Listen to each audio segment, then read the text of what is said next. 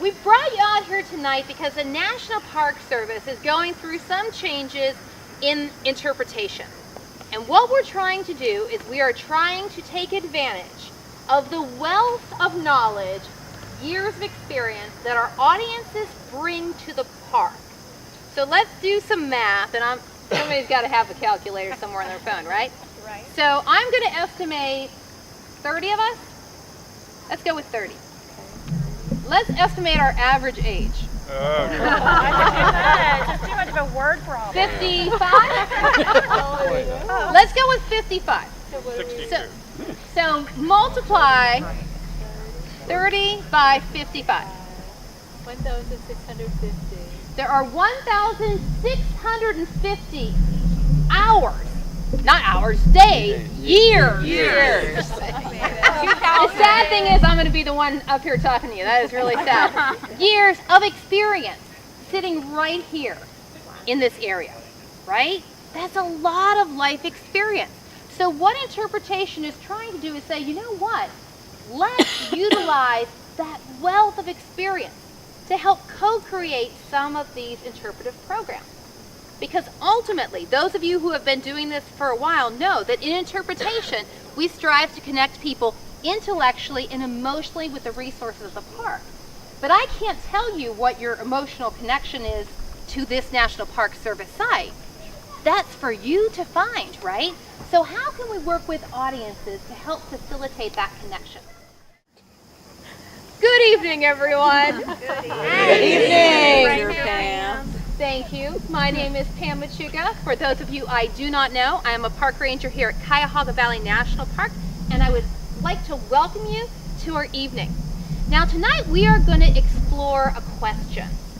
And it's a question that I wrote on a dry erase board, and many of you commented on when you came in today.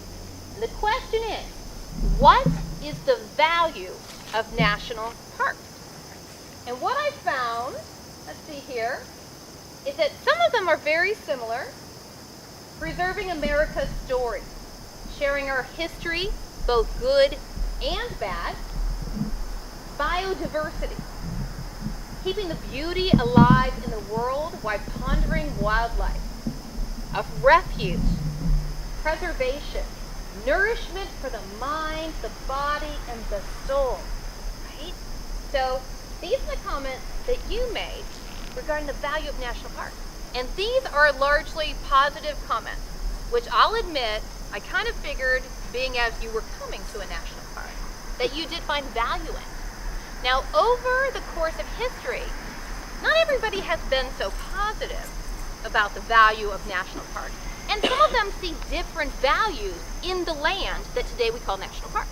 So what I'd like to do is invite Robin and David to come up here. They have a couple of quotes that I'd like you to listen to.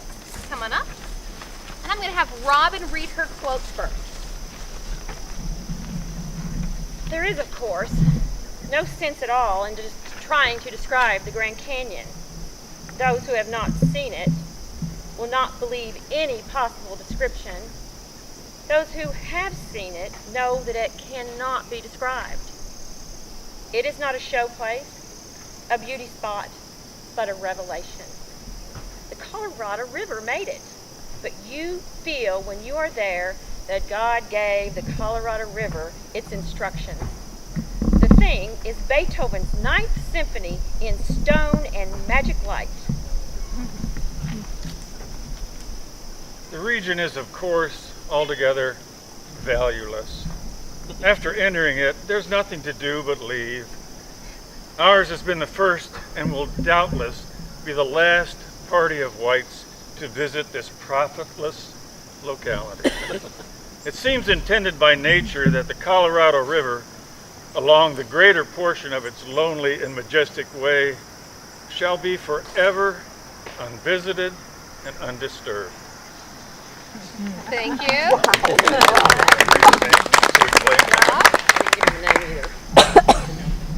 So, Grand Canyon, same vista, very different points of view. And I am guessing that many of you have visited America's national parks, right? So today we have 417 National Park Service sites. 59 of them are national parks. Last year, visitation in our centennial increased 7%. We hit 330 million visitors to national parks. The most visited national park is going to be, the Great Smoky Mountains, over 11 million. We are number 11. And if you include all National Park Service sites, monuments, battlefields, lake shores, the most visited is going to be Golden Gate, followed closely by the Blue Ridge Parkway. Over 15 million people last year visited each of those two places. So I would love to hear from you. Is there a national park that you return to time and time again, or one that you would want to return to, that you personally find value in?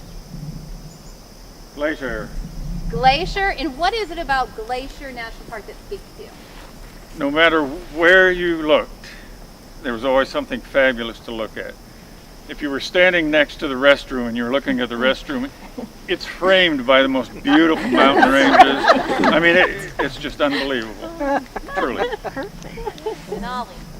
Denali, and what about Denali? Vast, vast, vastness. And you can see the bears coming. And you weren't afraid of the bears? Well, I wouldn't say that. No, I don't think. Once or twice. Zion. Zion. Zion. Oh. And what is it about Zion National Park that you connected to? Zion is just so massive. It's the Grand Canyon. You can't get your head around. It's just so massive, even if you hike down into it. But Zion, everything is right there. And if you do the Narrows or Angel's Landing, it's just a whole different experience.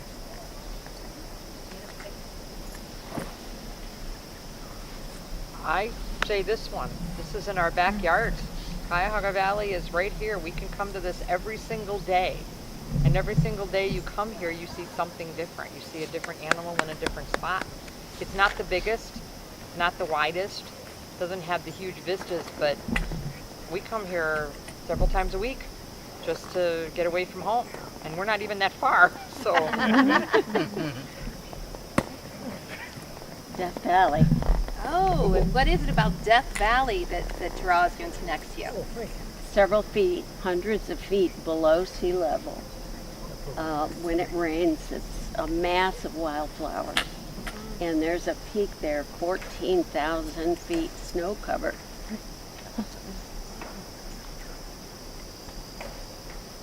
So raise your hand if you've visited national parks, more than one national park. More than 5? Okay. Oh, Fantastic. Well, I'm glad that you are enjoying your national parks. Now, I'm going to ask you to consider visiting one that you might not have before. I have some images. I am going to share these national parks with you, a little bit of information about them, and I am going to lay them down on the ground.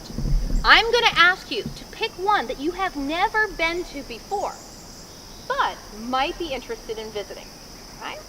Let's start with Harper's Ferry. Harper's Ferry is located out in West Virginia, probably most well known for John Brown's raid on Harper's Ferry. Right? John Brown's idea was, we are going to raid the armory at Harper's Ferry. We are going to give the enslaved weapons. They will rise up with us, and we will use violence to end the institution of slavery. This sits on a peninsula. John Brown came in. The first person he saw was a free black man who worked on the railroad, shot and killed him, took the armory, but was quickly surrounded by troops under the orders of Robert E. Lee.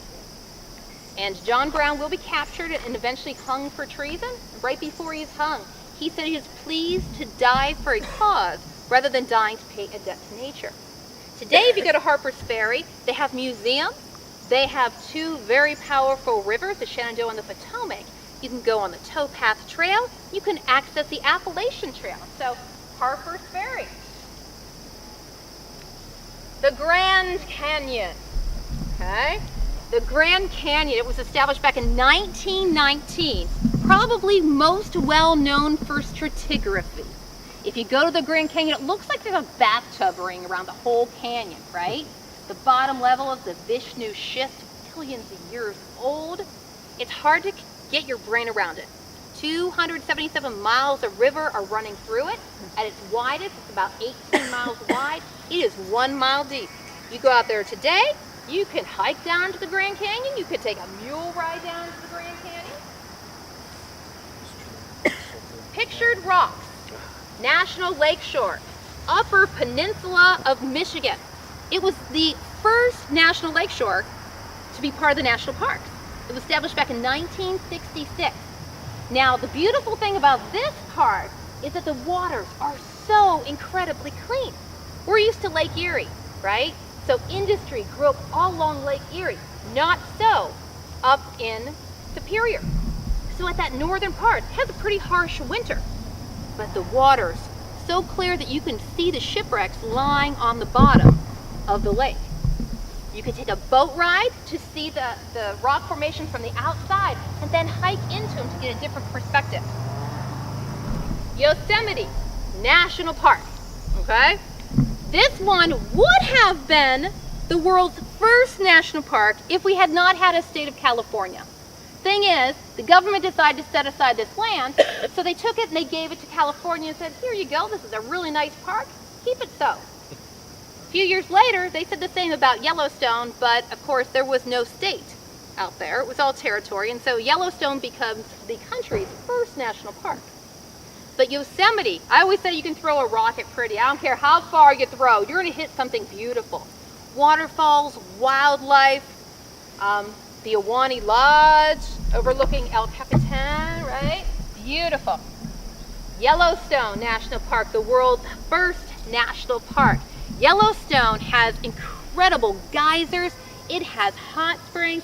It has wildlife that is, I mean, it's pretty impressive, right? If you've been to Yellowstone, you know they have a lot of bison. I went to take a picture by one of the signs that said, "Welcome to Yellowstone National Park," and I thought, isn't that cute? They've got a statue of a bison right there. And then it moved. Sitting on a super volcano. Might want to visit it now before it's not there. Eventually one day that thing will go. Statue of Liberty, right? She stood there since, what was it, 1886. A gift from France. On her tablet it brings, bring me your tired, your poor, your huddled masses, yearning to breathe free. She faces oncoming ships. So she has been welcoming people since the 1800s. Immigrants who left behind their land, coming with only a suitcase, some of them, full of dreams and hopes, to a new land where we weren't covered with gold, at least our streets weren't paved with gold. But many immigrants found this what they needed. They found it was a place that they could raise their families. Everglades National Park, okay? Everglades, very unique. It was actually formed in 1947, and they preserve habitat for some of the most endangered species. The American crocodile, the panther, and what is the last one? Oh yeah, manatees. Oh my gosh. Out in Everglades National Park, you could take an airboat ride. You can walk around. I mean, I don't know about you, I'm always looking for wildlife. And when we were down in Florida once, we just went around looking for alligators and crocodiles, saying, "Here, kitty, kitty, kitty." No one came. But if you're looking for alligators, if you're looking for really unique habitat, that's a great place. Martin Luther King Jr. National Monument. This is in Washington, D.C. This is granite. It is not that old. Interesting, on their grand opening, it was going to be the anniversary of the March on Washington, but a hurricane interrupted them, so they had to wait a little bit longer. But the quotes in here really give you an essence of the man who led a peaceful revolution during the Civil Rights Movement. Washington, D.C. Gettysburg National Park. Gettysburg preserves a battle that took 3 days. Over 50,000 men will be killed at Gettysburg. Okay. I always say if you go to a place like Gettysburg, if you stand still, you can almost hear the cries of the sick and dying. You can almost smell the gunpowder, and you can almost feel the passion of patriotism, right? National parks are hallowed land. This is where history happened. So Gettysburg, interesting place to go. Pick your park. Okay? So what I would like you to do is come up. I want you to stand near the National Park Service site that you've never been to, but you would like to visit.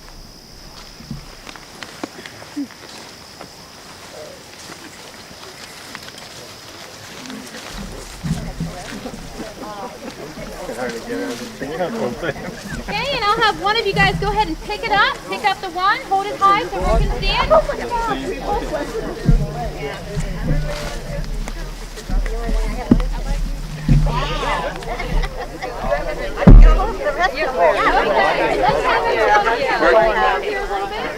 Hold up Harper's Ferry nice and high. Let's have you go over there. Hold the Grand Canyon nice and high. Is this the line for Pictured Rock? Yeah. Oh my goodness. I've never been. Yosemite? The only one. Yellowstone? That is the blank one right over there. It's Denali. It's any one you would like to be. Okay? Have you picked yours? Well, this, we have to be able to go take a middle picture. Harper's Ferry, right over here. Ferry's right here. Okay, so this is what we're going to do. I'm going to have you two groups work together. I'm going to divide you guys in half. So let's have you work together and then the back half work together. Oh, good. You can be your own team. You're a team.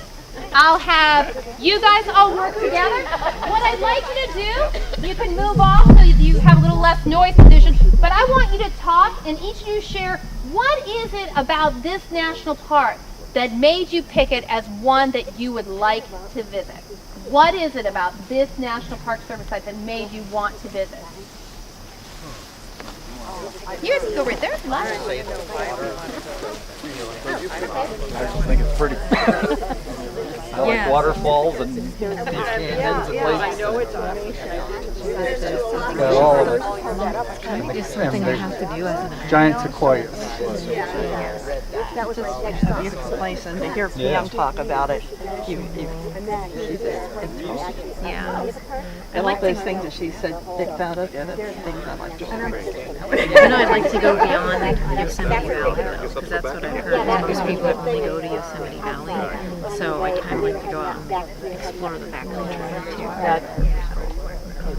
And stay at the hotel. Well, it sounds like, as nice as it sounds, They've got a, what is their lodge? And I'm like, I want to do that. I just want to kayak underneath and around. Yes, I want to go through the whole. Yeah, that'd be great. Well, I was struck by her words, and she said, you can look down and see the shipwrecks. Yeah, I'd like to go on other reasons too. I read something about that the shipwrecks are as famous as the cliffs now, because you can see them so well. Yeah. What is that like? So I want to know that. Yeah. And that I didn't even know. Yeah, no, Well, actually, we're going here this summer. Oh, are you really? And so I've been planning my trip, and so when she said Picture Rock, I'm like, oh yes, I have to go to Picture Rock. What made you plan to trip? You've always heard how beautiful Michigan's Upper Peninsula is, and I've never been there. I've been all around the country, but never been to Michigan. You cannot drive. Haven't been up that way. Yeah, and I think it looks beautiful, and it's so close. And yet I can't even run across the water and I mean, I watched viewing. Blows up. I really thought it was just speedboat. Wow. We were in Florida one time. We were hiking along some dikes and we heard this noise. We weren't familiar with it then, but it was young alligators. Baby alligators. Oh, really? Mama was right there. Calling. They do that when they're calling adults. Yeah, they chirp. They chirp like that. So we went over there to see what the noise was. We went down like this, and she went boom up, and she didn't get close enough, but we knew enough to run away. Right, your heart had to stop. It was pretty cool. Experience the prop hit. right. Absolutely. Which just kind of makes me angry anyway when I see that. Yeah. Just carelessness. Yeah, when we were kayaking in Tarpon Bay, the manatee went under my boat, and I thought she was going to flip me. But she just surfaced and looked at me like, what are you? That was our first experience with manatees. Yeah. Go ahead, raise your hand if your group has not had an opportunity for everyone to share. Awesome. Okay, so a couple of shout outs. What is it about the park that you picked? Anyone want to share? Wildlife. Wildlife? I believe I heard Joe say he likes to be in a park where something can eat him? So I see Joe values the wildlife in the park. Right, and I know that I just have to run faster than Joe. And Lisa, running does kick in the chase instinct for a bear. I'm just going to remind you that. But she'll still outrun Joe. Anyone else from your groups? The waterfalls and the height of the mountains there. Ah, so the beauty of nature. We had wished that there was a person for perspective. We could see the difference in how big and giant in your that picture. was. Oh, You wouldn't see them in that. Yeah. They have Yosemite. Somebody else wrote that picture. So we were, the beauty, the clear water, and in the fact that it's not that far from us, and yet we haven't gone, you know. Yeah, Right. exactly. Hey, there are people that don't know, that live right here, that don't know about Cuyahoga Valley National Right, Park. that's true. So, That's true. you know, we have to educate all of those people. Right, You know. right, for sure. We don't want them off. They don't want you. That's kept secret, huh? And I thought I saw someone over here wanting to share. Yeah, I'll go to Harper's Ferry since it's close. That's a weekend drive, you know. Yeah. Plus the history. Yeah, we'll learn something. Plus, Amtrak will take you there. Yeah. So you don't even have to drive. Railroad Yeah, but you have in to Pennsylvania works. So. there. It's always 5 o'clock when it gets there. So it is nice to know, in listening to your conversations, there's a lot of different reasons for visiting these special places. It's nice to know that many of them aren't that far, right? You can drive to many national parks, especially from Cuyahoga Valley National Park. Some others may take a while to get to them. And truth be told, that's one of the reasons this National Park Service site exists. You know, back in the late 60s, the early 70s, people started to ask themselves the question, you know, should we really only have national parks, the big ones, where, face it, it may be a once-in-a-lifetime trip out to a national park. Why don't we bring parks to where the people are? And they started to create parks like Cuyahoga Valley National Park. How many of you come to this National Park Service site more than 5 times a month? Right? And aside from 2 of you, you don't work here. So bringing the parks to where the people are allows us to connect to that National Park Service idea. Now I'm going to make another suggestion about the value of national parks. I'm going to suggest that they may be the perfect place for us to discuss current issues that affect our entire lives. Okay? They may be the place that we can have civil conversation about what's going on in the world today. And I'm going to ask you to indulge me and to have a conversation today. Now, whenever we do conversations, I ask a couple things. We make sure that we leave space for all voices, that we allow the introvert who processes a little bit slower than my brain goes, boom, boom, boom, boom, boom. My mouth is my processor. So some people process internally, and it takes them a little bit longer to put their thoughts together so they can articulate them. So let's give space for everyone. But national parks today, one of the things that has come up lately are the Confederate statues, right? Charlottesville has been in the news. Yes. And so this is the question that I'm going to ask you. National parks have many Confederate statues. Continuum. Over here, the National Park Service should remove Confederate statues from National Park Service land. Continuum, continuum, continuum. That side, National Park Service sites should keep their Confederate monuments. And I'm going to let you line up along the continuum. Get rid of them, keep them, and everything in the middle. I can't remember what you said. I've already got long. Get rid of them. Are you the keeping or the Keep them. Everything in the middle.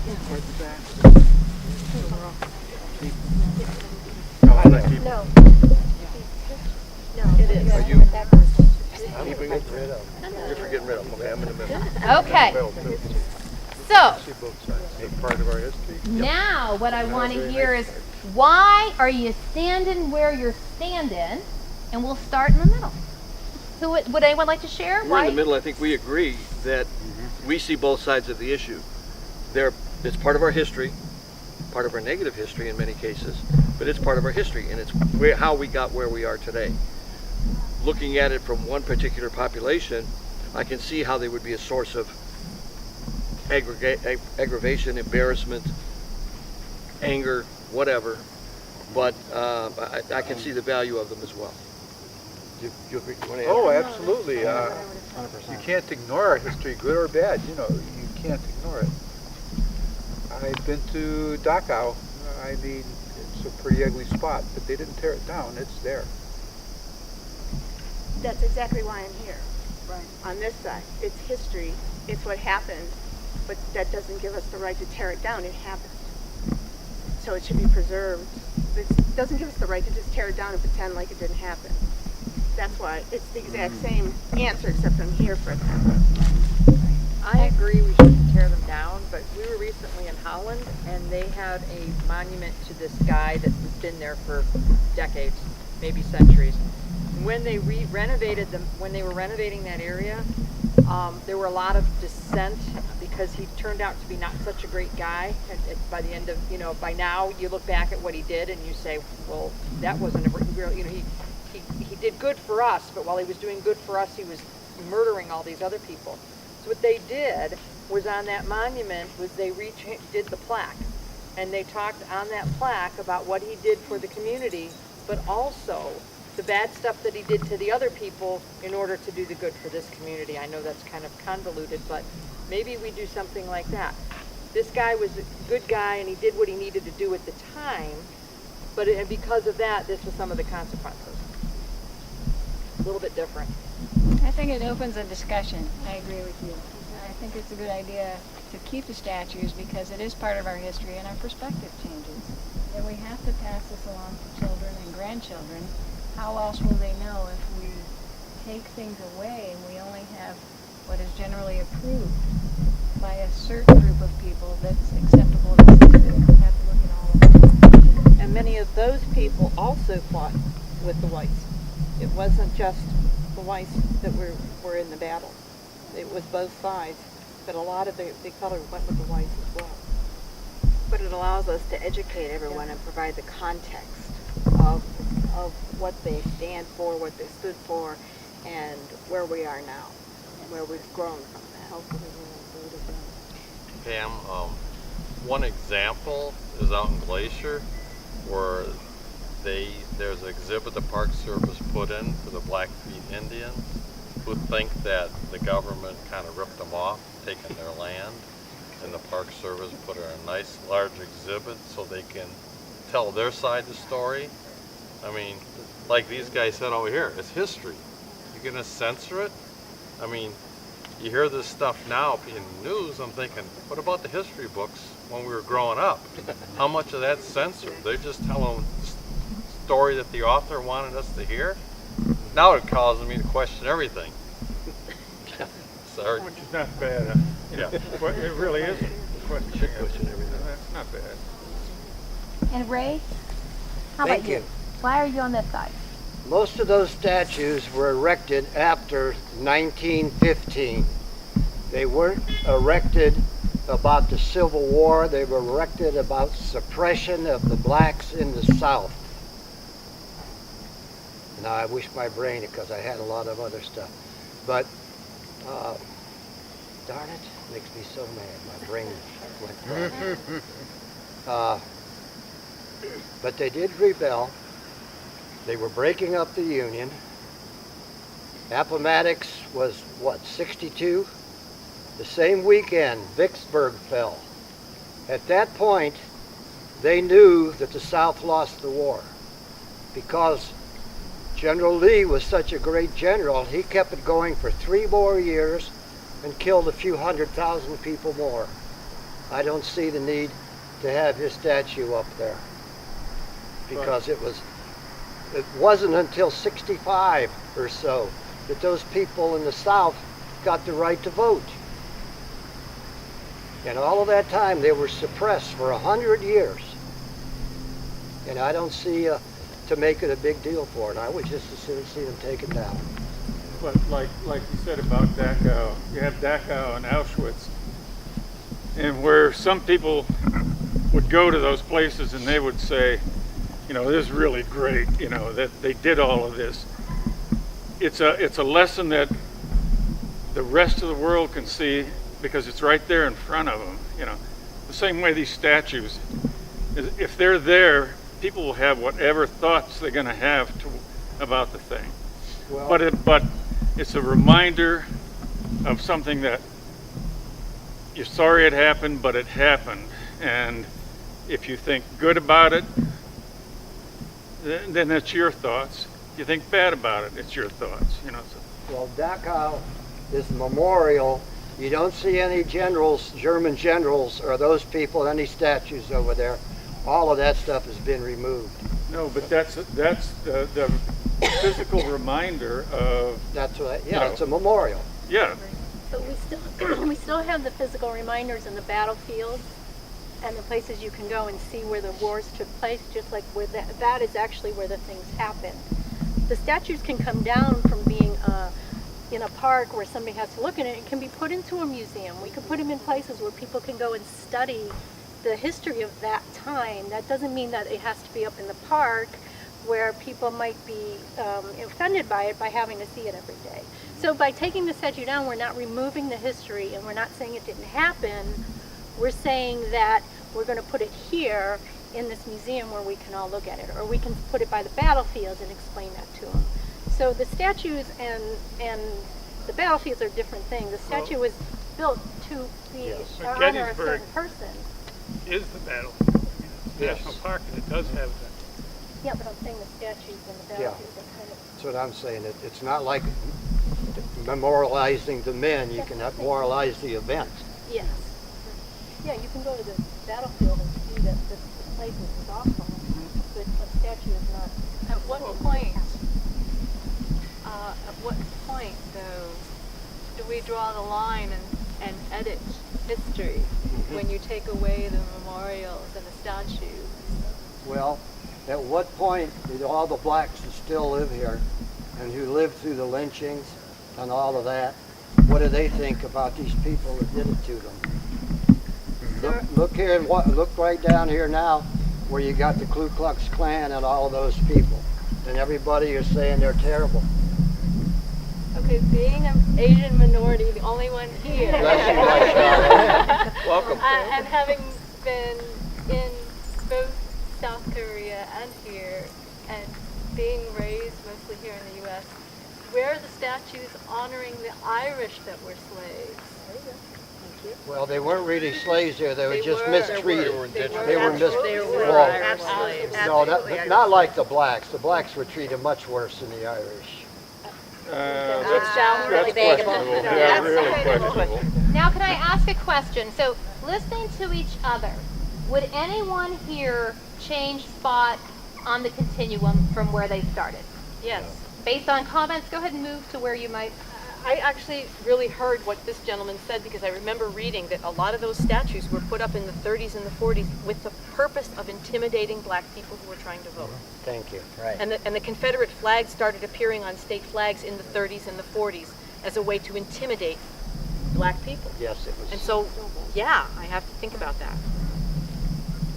And I would move too, and as well because of when they put the statues up. You know, Yes. not so much what they did and the history behind it, because I think we do need to preserve that and learn Absolutely. from it. But I never realized that they put them up in the early 1900s. Well, in the 60s, I went down there with my family to visit my parents in Florida. We walked into a restaurant. At the bottom of the menu, we reserved the right to refuse service to anyone. That wasn't about me and my family. That was about blacks. When blacks went from here in the rubber shops south to visit, they had to sleep in their cars, and they'd get food at the back door to the restaurant. And that's what those statues from those people remind them of. And I think that's true. It's the reminder when they go on vacation and they drive by. It's like, oh, there's a statue of Robert E. Lee. My gosh, we're glad to see that because we learned so much as part of our history. And I just can't see that having a statue that's been erected after a certain period of time has so much value in trying to remind us all of what's happened. We were talking about the division of what we're talking about is that we're talking about civil rights, which is one thing, and we're talking about civil war, which is another thing. So you have to, there's a dichotomy there that you have to think about and go back in the history and see about it. But the Civil War was civil about rights civil rights. is different from the Civil War. And are they connected in Slavery some was a way? big thing. Well, some people say it was about states' rights. Well, the only state right was slavery. The state right they wanted was slavery. Well, I think what's interesting is the statues may be the same, the meaning that people see has changed. And is it possible for the field of interpretation, the kind of thing that we're doing right now, to help people look at that critically, and or is the power of that meaning too strong that it still overwhelms and sends a negative message to people? I think a possible solution would be that not to show one side or the other, but to commemorate the event. That's what's important, is that we don't relive that event again. And who won or who lost is not as important, I don't think, as remembering not to do that again to ourselves. I think the importance is that you need to be able to open dialogue to discuss it, you know. Okay, you see the statue, you're offended by it, but you need to be able to talk about why it offends you. Okay, and you need to also listen to what somebody else may have to say about it. Because otherwise what happens is anything that offends somebody, anything, they're going to start going, okay, we got to get rid of this. And it doesn't work that way, because if you have everybody agreeing on everything, you have a robotic society then. One of the things the Park Service may not want to talk about, look around. How many black faces do you see? Our visitation, our participation does not come from that community. Why not? What are we doing to correct that? And I hike a lot, and I talk to a lot of black people on the trail all the time. My daughter will tell you, I don't go by one person on that trail that I don't greet and talk to. I guess sometimes in one quiet moment, I look at a statue such as that and I say, what if it were me?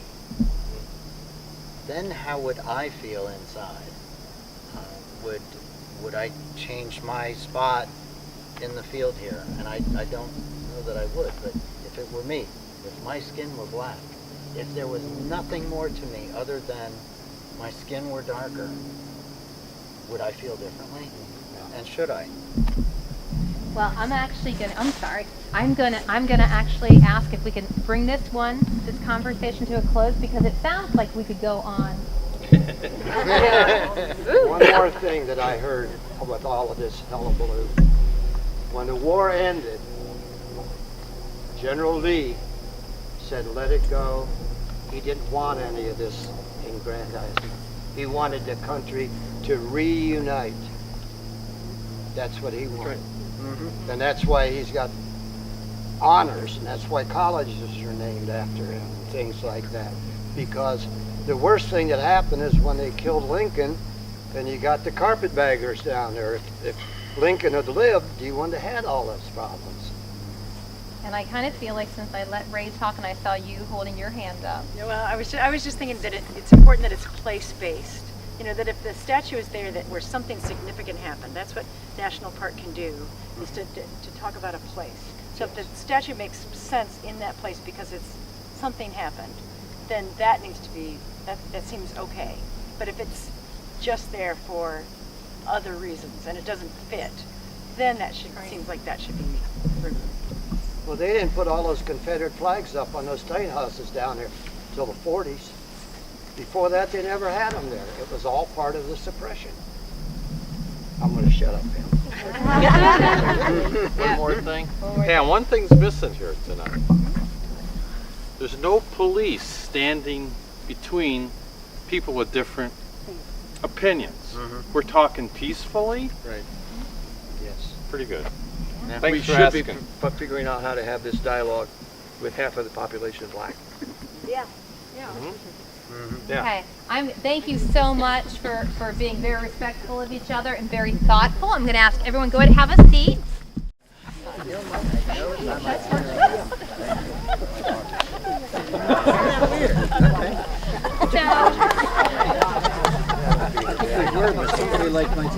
So as I was listening to your discussion, I was impressed with how thoughtful you were. Well, one thing that that came to my mind, especially related to what Roger was saying, what are those other stories, right?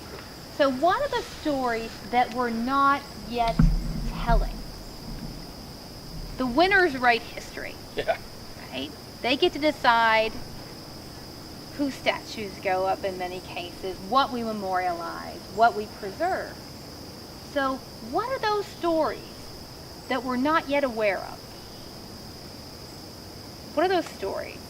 And I think that national parks, we hope that we strive to represent everyone. We're not doing a good job at that. I will say that we're working at it, but we're not doing a good job yet. So how do we work together to make sure that we invite every audience, that we are inclusive of ideas? And I think the best way to start is by having really candid conversation, not screaming matches, as you said, but conversations about issues that can be very divisive. And I think national parks have the potential to be the places that you can do that, right? So I'm excited about this. I'm excited about where we're going. I'm excited when people can talk to each other respectfully and really listen to what other people are saying. So hopefully that is a value that national parks will have as we move forward into the future. I read, our superintendent went to a naturalization ceremony not too long ago, and he had a quote, and the quote said that the national parks represent the best of us. And I don't agree with that quote. I think the national parks should represent all of us, right? The best of us and the worst of us. Yeah. And I think up here it said that, the good and the bad. Because America's a complex country, right? We're made of a lot of different people, and we're just getting more diverse as we go. Another person I was reading about said that the value of national parks is who you're holding hands with when you look at it, when you visit it. So thank you for coming here to hold our hands, for sharing the evening with us. I appreciate your input. On behalf of the National Park Service, I want to encourage you to go out and visit your national parks. If you do not have, I brought these lovely National Park Service maps and guides. I will gladly give to you so you can put things on your bucket list. And when you're going out there, talk to people. Enjoy the national parks, have fun, and thank you so much for being here tonight and for doing what you do. Have a great evening. Yay.